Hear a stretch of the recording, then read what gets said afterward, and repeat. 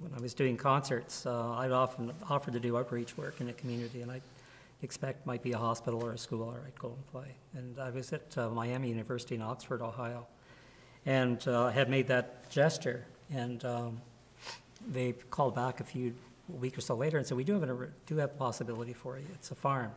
It's a prison farm just outside of town, and they're a group of men in music appreciation course. They'd love to have you come and play. I was a little uneasy about that because I hadn't been in that kind of environment before. I didn't know quite how they take to the music I played, but I said, okay, I'll go.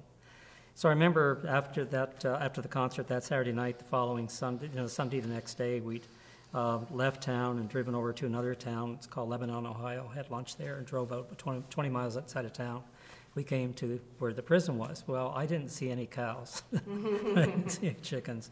All I saw was turrets and guns and lights and everything. And it was Lebanon, Ohio. And it's a maximum penitentiary.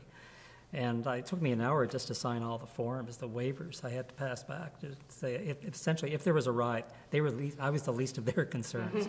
And so I was really getting pretty unsettled going in. And there were 80 men who I guess were in this music appreciation course, and they all came into the chapel. And it was very dry. There was a big industrial fan going. There was an old kind of beat-up upright piano in the front. And not easy to play. And as I kind of was introduced to the man and sat down and started to play, I was feeling very, very distracted. I just wondered how long are they going to stay here? And maybe Johnny Cash could do this gig, but I don't think this is for me. And sure enough, I'd only been in there for about 5 minutes, and a great big fellow with tattoos down both arms kind of stood up. He was in the front of one of the front pews and walked out. And my mind is just going overtime at this point, and I'm waiting to see how many others are going to follow him. And this went on for about 5 minutes, and I was really in agony. I was booked to be there for about 2 hours, and I didn't think I was going to last 15 minutes.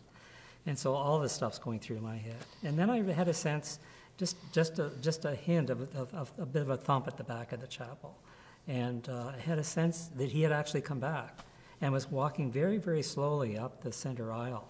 Came all the way up to the piano, and he stood there, and then he put a glass of water right down on the piano ledge. And I was just stunned. Everything's now just kind of re-rolling the tape. And I was so moved just by that one gesture. I was almost in tears. And it's been symbolic not only of that moment, but of so many times that have followed, of just the act of just the receiving of his gesture, of welcome in a sense, and hospitality. And in a sense that there was nothing I could reveal, because my music always felt very personal, but there was nothing that I was revealing or speaking to, or any story I was telling through the music that wasn't already in the room, that there was a fullness of human emotion, experience, and feeling.